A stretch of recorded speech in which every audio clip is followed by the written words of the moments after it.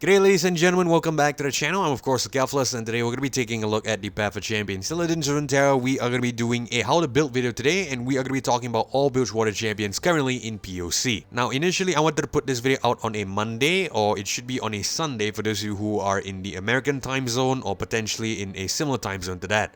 However, I decided to bring this forward because one of you left a comment yesterday on the channel saying that you would like some guides or assistance on Bilgewater Champions, so I decided to bring forward this video a little bit earlier, and then we are going to talk about it. You also mentioned that you needed help with Ionia, I believe. I cannot remember, but I believe you did. Either way, we are going to get through all the regions, but for now we are just going to focus on Bilgewater. Alright, so let's not waste too much time here. Let's talk about Illaoi. So Illaoi is probably one of the best Bilgewater champions, dare I say. I actually enjoyed Illaoi quite a bit. She's actually pretty strong. She's also really good at what she does. Most importantly, I should probably say, is that she can be both aggressive and defensive at the same time, which is a really good balance they're looking for in a champion here. Now in terms of the relics here, this is what I would personally recommend when you play the Illaoi: a Crown Guard Inheritance, a Greenglade Shadeleaf, as well as a Banshee's Veil. The reason why I like this particular build is because with the Crown Guard Inheritance, Illaoi is able to rally whenever she levels up. And the reason why this works really well is because essentially with Illaoi, you are going to want to deal a lot of damage in as many attacks as possible. The reason why I say that is because the tentacles are probably your key damage dealers here. So with the tentacles, you're able to raise the attack stat of Illaoi, and having that additional rally on top of that will allow you to deal even more damage to the Nexus, which I think is pretty good. Now I'm going to the Greenglade Shadeleaf here as well, grant my supported ally elusive. I think this is pretty decent because you must remember Illaoi is relying on her tentacles to deal damage. Therefore, giving the tentacles a elusive to guarantee that it's able to strike without worrying about any blockers is pretty decent. And finally, because I only have a common slot here, I am going to Banshee's Veil. The reason why I want the Banshee's Veil is because what I find is that we need some protection in the Illaoi, especially if you're bringing her into Aurelion Sol. There's a lot of obliterates and kill spells along the way, so having the spell shield will allow you to protect her a little bit better, but of course it's also just a really good common relic in general. I definitely recommend it. Now in terms of relic alternatives here, you can go with a Laurent Blade Rack, a Troking's Crown, or a Berserker's Buckle. Feel free to mix and match between the builds that I've suggested because, you know, at the end of the day, sometimes you may not have certain relics while I do, and sometimes I may not have a certain relic that you do, so therefore it will be important to essentially try to be a little bit flexible with these builds. I can't possibly account for everything, so what I will do is I will give you a very general build, and then I'll give you some relic suggestions that I personally think are pretty decent. So yeah, coming back to the task of hand, Blade Rack, Troking's Crown, Berserker's Buckle here. Blade Rack is pretty nice because having the challenger will allow you to make sure that you're able to challenge some units, making sure that you're able to attack safely, protecting your tentacle in the process. Troking's Crown is also really good if you don't have the Greenglade Shadeleaf, mainly because the Shadeleaf will grant you a guaranteed Nexus strike with the elusive. However, with the Troking's Crown, if you're able to get your tentacle to a pretty high attack stat, you're still able to use that overwhelm to deal damage with the tentacle. Remember, the overwhelm is only for Illaoi, it's not for the tentacle. So the Troking's Crown might be wasted on her, but at the very least, it will still help the tentacle out a little bit. Now, Berserker's Buckle is also pretty good here, I reckon, because having the ability to get a +2/+2 whenever Illaoi survives damage is pretty nice. Remember, the Illaoi will get her stats raised according to the strongest tentacle, and because of that, having that Berserker's Buckle will allow Illaoi to get even more stats in the process, taking a little bit of damage, sure, but getting that +2/+2 in return is pretty decent. Now, this is also a pretty interesting build. We have a more spell-based Illaoi in this one: Archangel Staff, Grand Journal's Counterplan, as well as the Lost Chapter. So the idea with this one is that with the Archangel Staff, where we are refilling our mana every round start, and because of that, we are going to be able to play Illaoi's champion spell. Now, where are we going to get consistent Illaoi's champion spell, you may ask? Well, the answer lies in the Grand Journal's Counterplan, because the Counterplan will be creating a fleeting copy of the champion, in this case Illaoi in hand. That fleeting copy will be converted into a champion spell every single round. So because of that, you can potentially use Archangel Staff in order to refill your spell mana and then play the spell in question. You're able to use Archangel Staff to refill your spell mana and then play the spell that's being created. Now, the spell being created is obviously Illaoi's Tentacle Smash, where you're able to spawn 2 and then strike the enemy with the tentacle. So essentially, you're able to get a consistent summon of tentacles here, which is pretty decent. Now, in terms of some good common relic suggestions here, I would personally recommend one of these 3 over here: Rageblade, Stormrazor, or Warmock's Armor. So the reason why Rageblade is good is because it's also raising Illaoi's attack stat in the process, allowing you to essentially level up a little bit faster. Now, Stormrazor is also pretty nice because Illaoi doesn't have quick attack, only overwhelm. Therefore, you're able to attack with her really safely during attacking turns. Finally, Warmock's Armor is also pretty decent because with the regeneration as well well as the ability to get a pretty high stat on the Illaoi, you can potentially take advantage of Warmocks here, regen, and essentially recoup some of that health. Alrighty, so let's take a look at Misfortune now. So Misfortune is probably one of my favorite champions to play in this mode, mainly because she's pretty easy to use, really aggressive, and for me personally, I've mentioned this many times here on the channel, so some of you might be a little bit bored and sick of it, but I will keep saying this because that's just the way I like to play POC. To me, an easy champion is the best champion because, first of all, you don't have to think too much to play, and at the same time, if it gets you wins, it's probably the most important thing. It's achieved its objective of getting you quick victories. So in my opinion, an easy champion is an effective champion, and an effective champion is a good champion. Alright, so anyway, in terms of Misfortune here, we are running a Luden's Tempest and Inheritance as well as a Tempest Blade. This is probably my favorite build on the Misfortune, and this is the build that I used to beat Aurelion Sol for the first time here on the channel. So let me just quickly talk you through the idea with this one. Luden's Tempest, all your spells and skills deal 1 extra damage. This is really good and awesome on the Misfortune, mainly because she's going to be using that skill that she's going to play every time. I believe it's called Love Tap or Bullet Time. Yeah, Bullet Time and Love Tap. Both of these are the same thing. One's for, I believe, level 2 and the other one is for level 1. But essentially, both of these will take advantage of the Luden's Tempest here, effectively raising the damage from deal 1 to a deal 2, which is obviously pretty good. Now, Crown Inheritance is also one of my favorite relics here on the Misfortune because, first of all, she needs to be on the board to level up. And because she is on the board to level up, you are guaranteed to trigger Crown Inheritance here. And finally, you pair this up with a Tempest Blade. When I level up stun all enemies, the same reason, Misfortune needs to be on the board to level up. You're essentially able to get a free attack without any blockers if you play this right. The reason why I say if you play this right is because, firstly, Misfortune needs to see you attack 4 times to level up. That means essentially there is no way for you to waste the rally because Misfortune only levels up after you have declared the 4th attack. So taking that logic into mind, on that 4th attack, you're going to be able to stun the entire board, at the same time get the rally, allowing you to get an open Nexus attack, and assuming that the AI doesn't summon anything else, you're going to be able to get a second free attack courtesy of the rally without any blockers. That is why I love the Misfortune, and that is why I think that personally she's one of the easiest champions to play if you can't play her right, obviously. Now, a pretty decent alternative as well is to go with Shadeleaf and Corrupted Star Fragment. So this is a really good pairing for Misfortune, mainly because the Shadeleaf and CSF will take advantage of a star power here. So if you remember her star power, one of it allows you to create a ephemeral powder monkey every round. This also includes attacking turns, and it's pretty decent. So with the Shadeleaf and the CSF, because the powder monkey is ephemeral, it's gonna die anyway, you can use the Shadeleaf, transfer the elusive with the Shadeleaf first onto the powder monkey, and then use the CSF to essentially kill that powder monkey, transfer elusive back onto Misfortune. Now, it's really important to note here, I forgot to mention this in my previous videos, so I will try to remember moving forward, but it's really important that if you are running a Shadeleaf and Corrupted Star Fragment build, Shadeleaf has to go first, because the way POC works is that it's gonna read the stack from top to bottom. So Shadeleaf has to be your first relic in order to transfer elusive first, and then CSF will then kick in second, killing that supported ally with the elusive and then transferring it back.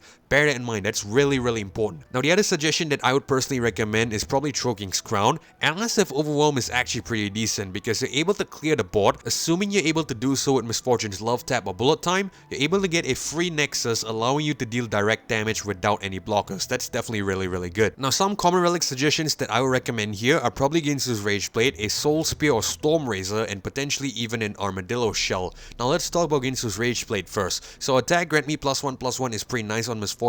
Firstly, because like I mentioned, you are going to be attacking quite often, so having that attack stat granting with the +1/+1 is actually going to help you out quite a bit. Now, Soul Spear here with +1/+0 and Fearsome could be pretty decent, mainly because the Fearsome will still allow you to deal damage without worrying about blockers. Trade cost is still quite okay for a Fearsome range. It's not the best, don't get me wrong, because there's probably going to be a lot of trade cost units that already have Fearsome counter with the +3 attack stat. However, if say you're lucky and you're on a turn with Misfortune and essentially the enemy board does not have a unit that can block her, you can potentially use this to advantage, get a guaranteed Nexus strike at 4 damage because of +1/+0, and then in addition to that, with the Love Tap, you should be able to deal quite a significant amount of damage upon summon. Now, Storm Razor is also pretty good. In fact, I think I might recommend this a little bit more than Soul Spear just because it's a little bit more consistent, mainly because you can use this a little bit more deeper into the game. However, it will fall off later on when essentially there are more beefier units on the board, but it's still pretty decent. I think I recommend a Storm Razor over a Soul Spear,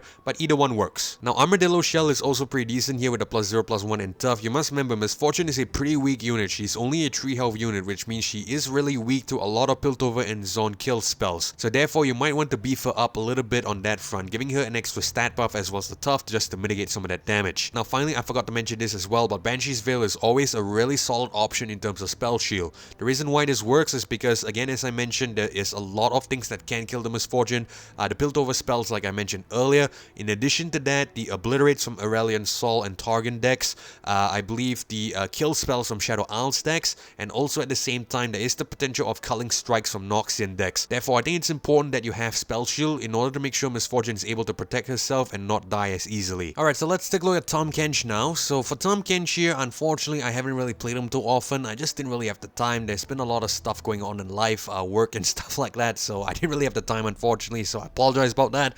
But I will try to give you my best build for the champion even though I don't have the slots unlocked. Anyway, yeah, for Tahm Kench here, I would personally go with Archangel Staff, a Berserker's Buckle, and if you just give me the liberty to scroll down a little bit, in addition to that, I would go with a Troll-King's Crown as well. So the reason why I think this could be pretty decent is mainly because with the Archangel Staff, you're able to refill your mana every round, essentially allowing yourself to consistently play Acquired Taste with ease. Now because you are going to be playing Acquired Taste very often, which means you are going to be striking the unit as well as capturing it, it might be worth to go with Berserker's Buckle. That way you're able to get a +2/+2 stat buff when essentially you and the enemy strike each other because of the spell. Now keeping that in mind, because we are raising the stat of Tahm Kench here, it might be worth to go with a Troll-King's Crown, just so that we could take advantage of that stat buff, essentially giving him the Overwhelm, allowing him to deal a lot of damage. However, on that note, because we are going to be striking ourselves a lot because of Acquired Taste, essentially dealing damage to our Tahm Kench, we might actually want to go with a much better option here, keeping the Berserker's Buckle. Let's just pretend that I have a Berserker's Buckle as my second relic here, but keeping the Berserker's Buckle and the Archangel Staff, we might want to go with a Warmock's Armor instead, allowing you to regen, making sure Tahm Kench is able to keep his health stat really high, allowing you to capture even more units, raising the attack stat even further. I think that could be pretty decent here on the TK. Now a really cheesy build that you can go with Tahm Kench is double Berserker's Buckle and 1 Warmock's Armor, or potentially you have 3 Berserker's Buckle, go with all 3. It should be pretty fun to use. Unfortunately, I haven't had the luxury to try this out yet. I am going to try to get Tahm Kench up to a optimal level, but unfortunately time is the biggest constraint right now. If you guys are trying to make ends meet, you will probably understand. But anyway, in terms of the common relics here, as I mentioned, Warmock's Armor is really good on TK because you're able to regen your health, allowing him to capture even more units, which is obviously going to be really good. Armadillo Shell is also pretty nice because you're able to raise the health stat a little bit, +0/+1 and tough, allowing him to essentially take 1 less damage for every strike, and at the same time giving him an extra stat buff as well, which is obviously just really good to block. And finally, the relic that I would recommend as well is to go with a Spell Shield. The reason why I feel Spell Shield is important on TK is mainly because you are going to be capturing a lot of units, especially in the Archangel Staff build. So therefore, you might want to make sure that the TK can survive a couple of kills and obliterates, making sure that none of the units that he's captured will be released back onto the board. Essentially think of it this way, you're going all in with the Tahm Kench here, playing for the marbles if you will, essentially capturing every single unit that you see. Therefore, you are going to want some protection just to make sure that it doesn't bite yourself back later on in future by essentially ensuring that Tahm Kench gets to survive at least another round just in case the enemy attempts to kill him. Alright, so let's talk about Jack now, which is probably one of my favorite champions that I've been playing quite consistently here. So the build that I'm running on Jack currently is Archangel Staff and Lost Chapter. The reason why I like this build at the moment is because essentially you're able to refill your spell mana every round start, and at the same time with Lost Chapter, you're refilling extra mana on top of that.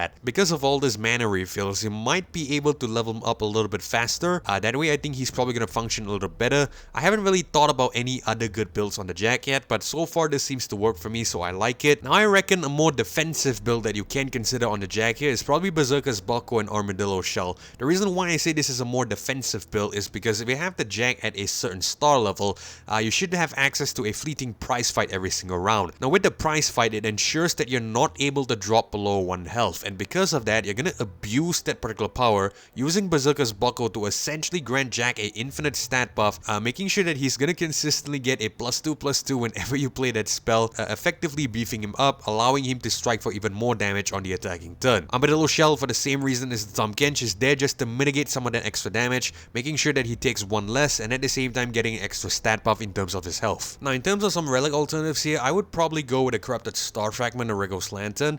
CSF could be pretty decent because they're able to transfer the stats onto the Jack here. So I believe there's one unit in the deck, I believe it's called, I can't remember, I think it's the Babs unit, right? It's the Fortune Croaker unit, I can't remember the name of it, but I know the character in the card is the Fortune Croaker. So essentially using that CSF will be able to essentially kill that particular unit, or any other unit in general. It can be like the 2/1 Shark, I believe it's called the Knuckle, possibly, you know, the 4/4 Shark that comes with it, or even the 6/6 Bull, I believe, that comes with it as well.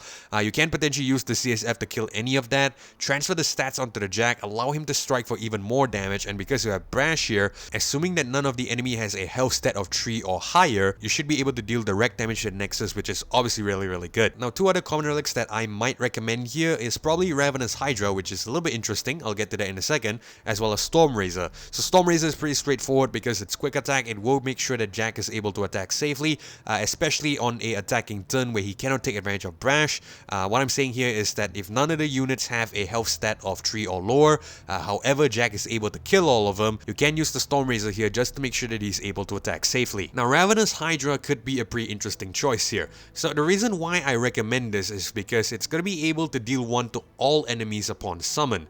Now if you pair up enough of this, assuming that you are crazy enough to pair up maybe 2 of the Ravenous Hydras here, chances are you might not even go for 3 because there are probably better relics out there. However, keeping it at 1 could still be an option for you, mainly because there might be the situation where you're able to drop the enemy's health a stage, maybe going from 3 to 2, effectively allowing you to attack with Brush safely. So it is a really hard situation to pull off because by the time Jack comes on, there's probably going to be a lot of enemies there with really high attack stats, maybe 4 or possibly even 5. But however, on the off chance that you're able to essentially use the Ravenous Hydra, it can potentially serve you pretty well. So I think I'd like to recommend this to you guys on your Jack. Alright, talking about the final Bilgewater Champion Nami here, which I unfortunately still don't have unlocked. If I just quickly head back out just to quickly show you, if you scroll all the way down here, I still have Nami locked as you can see, but somehow I can still edit the relics for her, which is pretty weird. But essentially, yeah, let's talk about her. I have definitely thought out a build already that I might potentially suggest for those of you who are playing Nami. Anyway, assuming you have the Nami unlocked, this is what I would personally run on the Nami here. I'm probably going to overlay these relics here just to give you guys a much better viewing experience. But assuming that you do and Nami's at level 30, obviously what I would personally run is probably the Chemtech Duplicator, a Grand General's Counterplan, as well as I believe a Luden's Tempest. Now the reason why I like this build is mainly because first of all,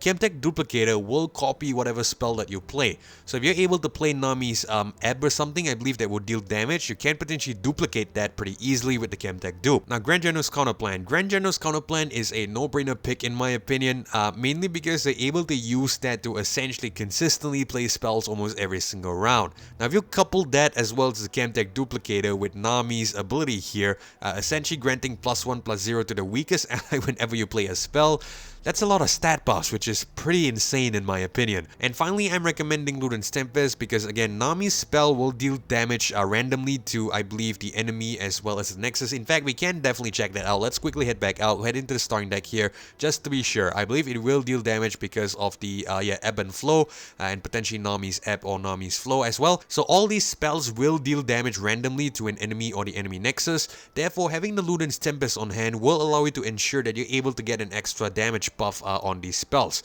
Couple that with the Chemtech Dupe again, you're able to essentially duplicate whatever spell you play, which is obviously really decent in my opinion. Now there are some other rare relics that I recommend here. 2 of them I'm pretty certain will work. 1 of them I'm not really sure. I'm still gonna give you the suggestions and potentially those of you who have played her can potentially advise me in the comment section.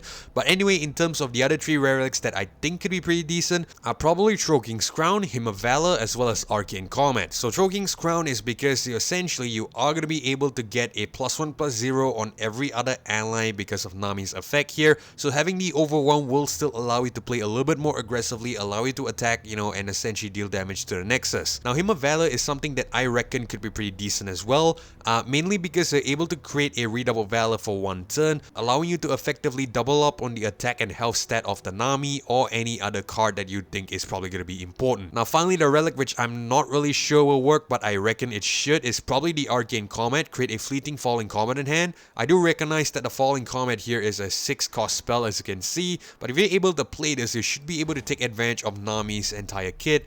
Again, I cannot really personally confirm this because I haven't tried out the Nami yet. I hope to do so soon, but on a theoretical basis, I feel like at the very least the first build, the Chemtech Duplicator, the Luden's Tempest, as well as the Grand Giant's Counterplan, I think these three at the very least should function as a pretty solid core. Of course, as I mentioned, mix and match here and there with some of these other suggestions to find what works for you. Now, in terms of counter relics here, I would recommend a Lost Chapter because firstly, this is spell synergy. When I'm summoning, refill your spell mana. You might be wondering why have I not suggested an Archangel Staff. The reason why I have not suggested an Archangel Staff earlier is because if you take a look at Nami's first star power here, she's already gonna get a 1 spell mana whenever you play a spell. This is the first iteration of Embrace the Current. I believe the second iteration will give you back even more spell mana if I got that correctly. Correct me if I'm wrong, but essentially because of that, I felt you don't really need the Archangel Staff. You might be better served getting an instant refill of spell mana, something like the Lost Chapter, immediately allowing you to effectively get more mana back, playing more spells in the process. So I think this could be pretty decent. Now, some other alternatives that I recommend, again, because Nami is a fairly weak champion at 2-3, you can go with a Spell Shield just to make sure that she's able to survive a little bit better. Same reasons as before, there's a lot of removal that can kill her. Stuff like the Piltover and Zon, spells, the Piltover and Zon removals. I believe the Shadow Isle stack, obviously, a lot of removal. Noxian Culling Strikes because this is a 2-3 unit. Again, Aurelion's also Obliterate, Spell Shield could be important. So yeah, Banshee's Veil is just a pretty decent relic in general that you should definitely consider. Now, another one that I would actually consider is actually Chameleon's Necklace. This is actually pretty interesting, mainly because with the Chameleon's Necklace, you're going to be creating extra copies, I should say, of Nami. Now, you might be wondering, isn't this not as helpful as something else? Well, it actually could potentially be helpful, mainly because you are going to be creating more copies of Nami. They're effectively able to play more spells. And again, if you're able to play more spells, they're able to trigger Nami's effect, allowing you to essentially raise the attack stats of your allies even further, which is obviously really, really good and going to help you guys out a lot. Hey guys, Future Gavlos here, and essentially this is an addendum to the original video. So if you guys recall, I mentioned yesterday that I forgot to talk about Pyke in that one. So essentially I just wanted to make this quick little addendum into the video just to make sure it's complete. I really wish they had some sort of filter feature. I think it would be fairly useful because there's too many champions at this point, so we might need something like that just to make sure we are gonna have a little bit of ease of time navigation or something like that. But anyway, talking about Pyke here, so I'm gonna be running Gale Force Bounty Hunter's Renown as well as Stalker's Blade on him. So Stalker's Blade is pretty much self-explanatory. Having him being able to strike the weakest enemy upon summon is gonna be great, mainly because we are gonna be dealing damage. But say for example, if we're bringing on the Pyke on a turn where he can potentially kill the enemy, and he's leveled up by the way, we will immediately trigger the the chain strikes by the Pyke here. I cannot remember what it's called, but essentially when he kills the first enemy, he will kill the next one and so on and so forth. So having the Stalker's Blade here is a really, really good option. Now, to increase the efficacy of Stalker's Blade, we are gonna go with a Gale Force here. Now, I know Gale Force isn't exactly everyone's idea of an accessible relic, but the reality is that in my opinion, having a Gale Force on Pyke is absolutely necessary because I feel this is one of the best relics for him. So the reason why I like this is because with the Scout, you can essentially attack twice. That's the good thing, and if you're able to kill an enemy, you're essentially able to trigger the effect and essentially create a chain kill. On a side note, the recall also serves a function here because say for example, if you're summoning the Pyke on a turn where you cannot essentially kill an enemy, at the very least you are dealing damage, you're recalling the Pyke with the Gale Force, bring him on again, essentially to deal even more damage, and if you're lucky, you kill that, you might level him up and then consequently trigger the chain kill. So everything here basically revolves around getting Pyke's chain kill, which obviously is really, really good. Now, Bounty Hunter's Renown is a relatively new discovery by me, I would say, mainly because we are going to be getting a stat buff courtesy of the +1/+1 for every 200 gold we have. Now, if you play POC more or less the same way I do, which is to hold on to your gold and not spend every single thing on every single shop, you might have a good amount of gold with you, and having that amount of gold will essentially give Pyke the stat buff, allowing you to deal more damage in the process. Now, some rare relic alternatives that I would suggest here are probably Corfew's Warhammer, Laurent Blade Rack, and Grand General's Counterplan. Let's talk about Counterplan first. So I believe I mentioned in the Noxian episode that the Grand General's Counterplan essentially is an alternative to Gale Force, and the easiest way to look at it is like this. If you're using the Gale Force for the Scout, there's obviously not really a good alternative here. However, if you are using the Gale Force for the round and recall, you can potentially go with Grand General's counterplan. The difference is that with the counterplan, you are going to be playing a little bit more aggressively, blocking a little bit more aggressively, allowing you to kill the champion, essentially playing the fleeting copy of it, because you are going to be creating a fleeting copy of the champion when every round starts. But anyway, assuming that we don't have the Gale Force, we can use Grand General's counterplan as an alternative. So the idea with this is that we'll be summoning the Pyke.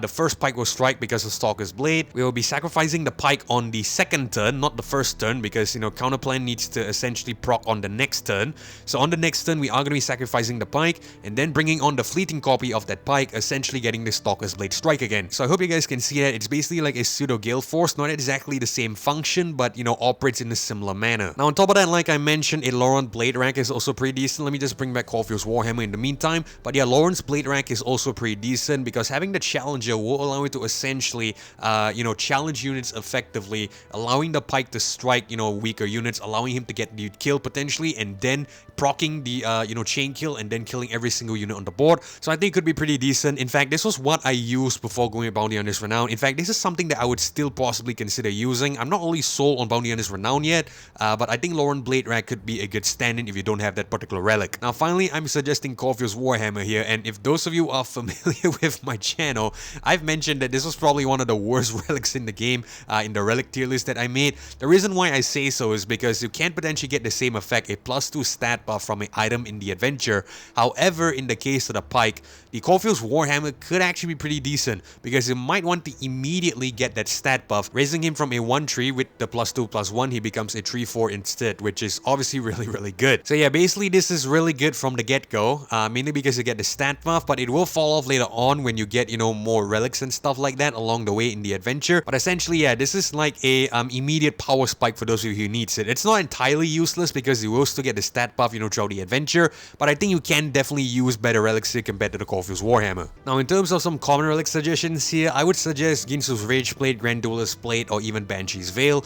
You can even consider Choking's Crusher, I'll get to that in a second. But yeah, Ginsu's Rage Blade is pretty good because you are going to be raising the stat of the Pyke here, allowing you to essentially get more damage, which is pretty decent, and that's, you know, how you want to play Pyke. Now Grand Duelist's Blade is obviously also pretty decent. It's basically like a mini version or a smaller version of Laurent Blade rack. So essentially Pyke's getting the Challenger instead of the rest of the board, which is still pretty decent, and that's the whole function of going Laurent Blade rack anyway. You are going to want that Challenger on Pyke, primarily on Pyke I should add, allowing you to effectively challenge units that are weaker than the Pyke, guaranteeing that you're able to get the kill, hence triggering the chain kill effect, which is obviously what you want. Now I would go with Banshee's Veil as well. In fact, Banshee's Veil is just a really good relic in general, regardless of the champion, because as I mentioned many times, there's a lot of potential kill spells that will potentially harm you. So having that Banshee's Veil will offer you a little bit of protection, which is obviously really decent. Now as I mentioned as well, an alternative is going with the Choking's Crusher here with the Overwhelm, and that reminds me, if you are going to Choking's Crusher, that automatically means Choking's Crown is also a really fairly viable option. And the reason why I say so is because essentially with the Lurk, you're able to effectively get a lot of stat buffs, and because you are going to be getting a lot of stat buffs, having the Overwhelm will help you out a little bit, allowing you to deal more damage to the Nexus. Alright, and there you go. Those are my build suggestions here for all the Bilgewater Champions here in POC. Now again, I really apologize that I don't have the Tahm Kench here at a higher level, or potentially the Nami here unlocked, which means you can potentially interpret this as a, well, let's just say not a